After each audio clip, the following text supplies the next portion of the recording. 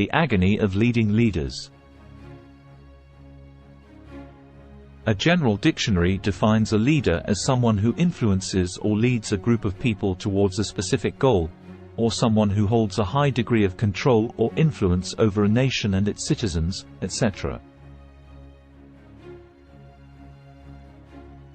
Until a couple of decades ago, the word leader was mainly reserved for famous folks like prime ministers, presidents, army generals, etc. But today the word leader is rampant in all business organizations and workplaces. And the word has been hijacked to such an extent that all business titles, teams, and initiatives are now appended with the word leader or leadership, like team leader, business leader, project leader, leadership teams, senior leadership, etc. Also today there are hardly any management articles or LinkedIn profiles of individuals that do not have a generous sprinkling of the word leader and leadership. Though the word leader is now commonplace and even stale, such titles often give the person or team an aura of exaggerated importance. But has it ever occurred to you that having a title of a leader does not automatically qualify you to lead other leaders who are equally or more qualified, smarter, talented, richer, courageous, opinionated, subject experts, etc.? And the funny part could be such leaders may exist within your own team reporting to you, or as colleagues in the office hierarchy. In short, they will be equal or superior to you, whether you like it or not. Now how do you lead such persons? You can't boss them around or threaten to fall in line just by flaunting your title or position.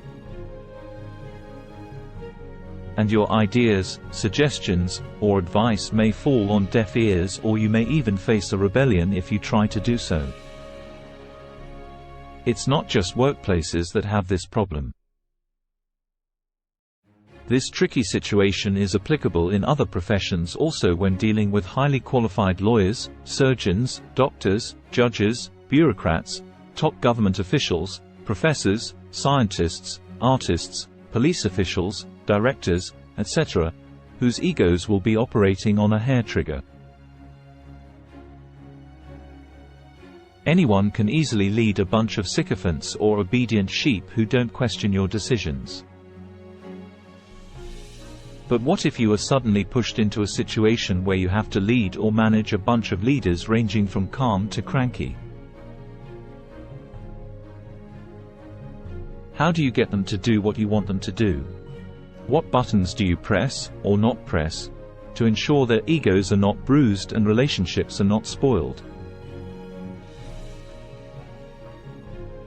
To understand what those buttons are, you must humbly accept some harsh limitations and roadblocks any leader will face when trying to lead other leaders.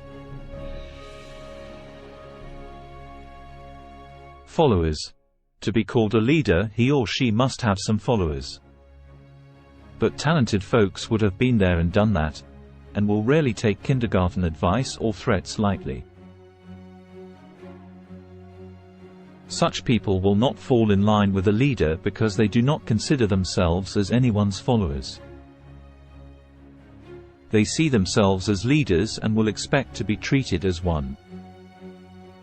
They will challenge anything that tries or demands that they fall in line or be blindly led without question.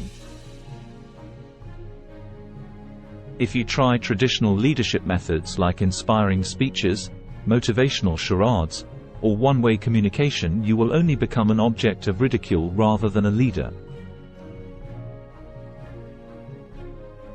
For example, a brash manager could be confidently leading a team of employees in a traditional Japanese, British, or Asian organization where obedience and respect for titles and authority are high. But if he tries the same tricks in an American culture company where employees openly disagree, reject, or start a debate, he will soon have to polish his resume. Selling your idea. Just because you think your idea is great, it does not mean other leaders will blindly accept it. You should sell your idea to them. Rather than act as a boss, you should consider yourself as a salesman trying to sell a new product or service to a customer. You should be able to demonstrate that your idea is superior to or at least equal to their idea. If you try to shove your idea or decision down their throat, you will only encounter a rebuttal either immediately or at a later stage. They will accept your suggestions or ideas only if they believe it is in their interest to do so and not because you claim to be their leader. Managing egos. While the feeling of not being able to lead effortlessly is generally unbearable to any manager, you should first understand that jealousies and incompatibilities exist among all layers of intelligence, right from kindergarten kids to pensioners.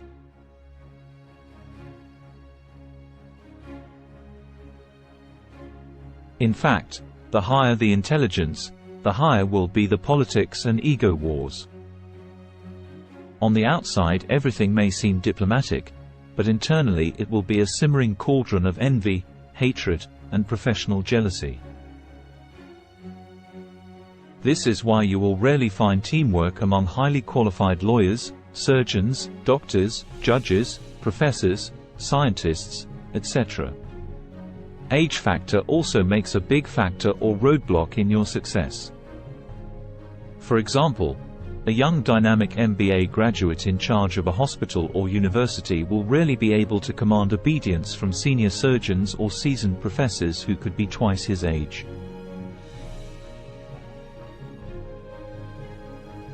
Also, such leaders will not take unsolicited advice, insults, threats, or demands lightly from anyone less experienced or qualified than them. Culture. Leadership is not a one-size-fits-all method applicable to people of all countries. It also varies on culture, language, country, etc. For example, humorous or candid leadership styles that work in America will not easily work in China, Japan, Singapore, Russia, etc. And the conservative discipline demanding leadership styles may not work in the USA. Also, family-run businesses will be a different kind of beast. There, even the best possible leadership of an outsider will rarely be accepted or appreciated. To summarize the story, you must accept that it is never easy to lead other leaders. They will help you only if they feel you are not a threat or a nuisance to them. The key is to understand what makes them tick, how you ensure their ideas and suggestions are accepted, the age factor, your body language, your verbal and writing tone in dealing with them, and so on.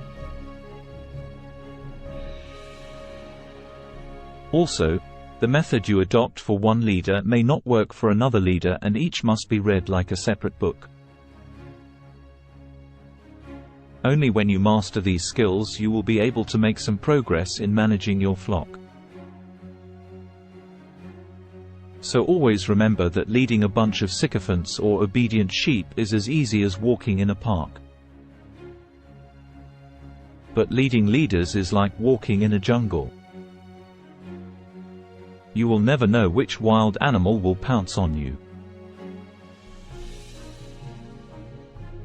Now let us listen to some famous quotes. It is a terrible thing to look over your shoulder when you are trying to lead and find no one there. Franklin D. Roosevelt. The problem with being a leader is that you're never sure if you're being followed or chased. Claire A. Murray. Don't ever follow any leader until you know who he is following. Source unknown.